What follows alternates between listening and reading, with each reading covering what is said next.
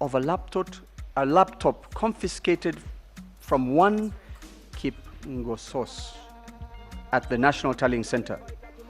I also asked the court to look at the affidavit of Justice Nyangaya, who is one of the commissioners,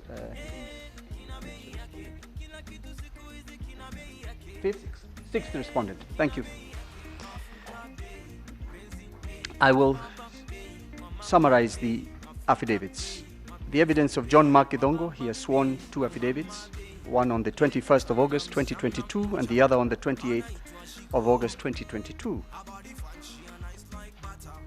In his affidavit, at paragraphs 2, 3, 8, 9, and 10, he talks about the illegal access into the system and manipulation of the presidential results, how it was orchestrated and implemented. At page 4, paragraph 12, he produces evidence of a video recording. Paragraph 8, page 8, paragraph 16, he witnesses how he saw this young person illegally and very easily access the IEBC system, where he was able to see information including that of his name and other accredited observers at the IEBC National Tallying Center, in pages 13 and 18 of certain screen grabs. In the affidavit dated 28th August 2022, page 2, paragraph 4, John Githongo clarifies what was given to him in the first affidavit, but more importantly, at page 2, paragraph 6, he produces the actual logs that were used to show access to the system. I wish to make a short submission regarding the evidence of John Githongo and the transcribed interview he had with this young person. And I'm discussing this in the context of the probative value of that conversation he had with this young witness. It came out that somewhere, somehow, in the current suburb, there was a group of about 50 people who had access to the ICT systems of IEBC, whereby they were intercepting results before they were uploaded on the public portal. When that was put out and the responses first came, that suggestion was rubbished. But in further evidence, I will demonstrate to the court that it now turns out that that is probably and most likely what happened and what created this entire mess that is called the election results of the 2020-22 presidential election. In the case of George Njoroge, whose affidavit is on record, whose CV is on record, a computer forensic expert with wide-ranging experience in investigating all manner of crimes, including those involving terrorism, through investigating the IT aspect. In his affidavit dated 28th August 2022, he has attached his detailed audit and analysis report of IEBC results transmission system and operating system log files. And I emphasize that amongst those he analyzed are the logs annexed to the affidavit of Justice Nyangaya, who is the 6th respondent and who was the commissioner of IEBC in charge of ICT. I emphasize this because it tells us the logs, that information from the logs comes from within the IEBC, first respondent. And therefore, it must be taken as correct. Indeed, in one of the witness statements we have, or affidavits we have from one Mr. Nyaga, in various affidavits, together with Mr. Uma, they are defensive, together with Mr. Chebkati, they reject the suggestions, but when the logs from Mr. Nyangaya are finally analyzed, they are suddenly in particular Mr. Nyaga, forthcoming. In the case of Mr. Nyaga, and I will refer to his affidavit, his first reaction is to suggest that they have been illegally obtained and a crime has been committed and somebody should be prosecuted. In fact, the DCI should take action. That is an admission that at all times something vital to the verification of the process was being withheld, not only from this court, from the entire Republic of Kenya. George Njoroge has provided a detailed audit and analysis report, and he, at page 1, paragraph 5, confirms that he analyzed the log files. Page 11 shows the image application for each of the 6 IEBC servers that had information. And of course, at this point, I'm hopeful that in the scrutiny, the same 6 IEBC servers shall be availed by the IEBC as quickly as possible. Page 3, which is the part of the report that confirms several authorized individuals were illegally authenticated to gain access into the core of the live system. Several authorized individuals were illegally authenticated. We'll go and demonstrate that, because authorized could mean you are within IEBC, but illegally authenticated, you have gone well above your pay grade.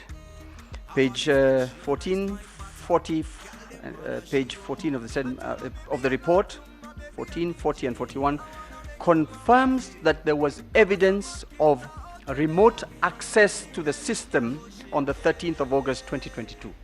13th being 3 days after the voting. Remote access means somebody outside the walls, virtual walls of IEBC. In other words, somebody somewhere sitting out of the system has the key and can log in. Transmissions of numerous forms from a single host server whose IP address was given or is given as 172 full stop 21 full stop 5 full stop 4. Contrary to the expectations that the forms would come from various KIMS kits directly to the NTS public portal. I illustrate this, or I explain this by stating that Mr. Chepkati, chairman, went on record as saying this is a very simple system. From the constituency level, it shall come to the National Tallying Center, onto the portal that is public. He has no intervention whatsoever. He can't stop it. It comes. To the extent that I remember one conversation on in one press statement, he was asking the press, "Why are you so slow? You know, I'm faster than you." But that is how it was supposed to happen. But the evidence will show that we have provided that there was an illegal, malicious, and unauthorized existence of commission staff who are not officially gazetted and mandated to be part of the electoral process, but who had access. Page 15, and one of them I should state now was his personal assistant, whose name I shall provide shortly. Page 15 shows that there was evidence of, this is important, there was evidence of downloading and conversion of the forms from the system and thereafter uploading them with new information. Your Ladyship, my Lords, I explain this by saying a Form 34A has been uploaded from the constituency level by the returning officer. Before it hits the front end of the public portal, meaning the side that we will all have access to, it is downloaded, it is changed, converted into a system known as CSV, which is comma separated values, that's what it means, which is an editable format from the original PDF format. PDF, we all use that abbreviation without getting what the meaning. It means portable document format. The PDF cannot be edited, whilst the CSV provides the opportunity, the facility for editing. So if one were minded, that is the point, and we submit that is what happened when the numbers are changed within the Form 34As. Otherwise, there would have been no need for downloading the system, the documents, and uploading them after after a bit of time, sometimes hours, sometimes a few seconds. Page 16 and 21 shows a continuous generation and regeneration of 35C, yet 35C was 34C, yet 34C was supposed to be generated only once at the very end of all the information from 34B coming in, and of course 34A. Page 17, this is an important component of our submission.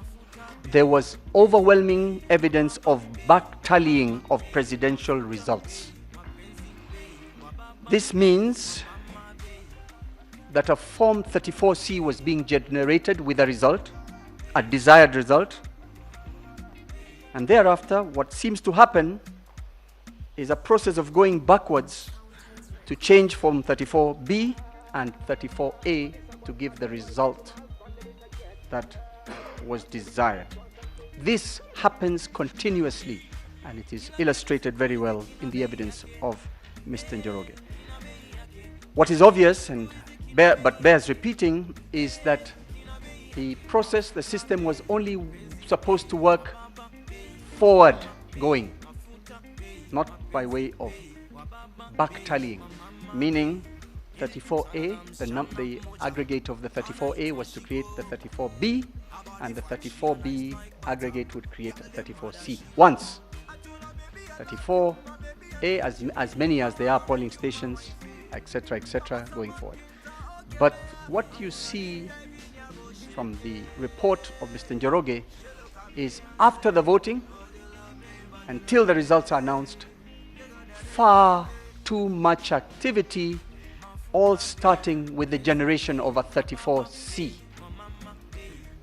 The analyst is not able to know exactly what is going on, but it can be surmised from the abbreviated logs that show you're seeking to generate a document, and in computer parlance that means you're seeking to edit something, you're seeking to change something. My hypothesis from where I stand is, and I'll state at the very end, clearly a result for the first respondent, that is Mr. Ruto, was being arrived at well before the tally was in. And each time work was being done to try and fit A and B into that result. And